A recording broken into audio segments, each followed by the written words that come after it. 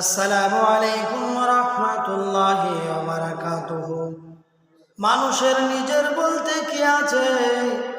জন্ম অন্যরা দিয়েছে, নাম অন্য কেউ দিয়েছে, আজান অন্য কেউ দিয়েছে, শিক্ষা অন্যরা দিয়েছে, কাজ অন্য কেউ দিয়েছে, সম্মান অন্যরা দিয়েছে, গোসল তাও অন্য কেউ করায়, কবরে অন্য কেউ রেখে এসেছে, সম্পদ অন্যরা ভাগ করে নেবে। তবুও মানুষকে নিয়ে গর্ব করে, সময় থাকতে নিজেকে শুধরে নিন, তাতে নিজেরই ভালো হবে। কথাগুলো বললাম, একটু চিন্তা ভাবনা করে দেখবেন, তাহলে নিজে বুঝতে পারবেন।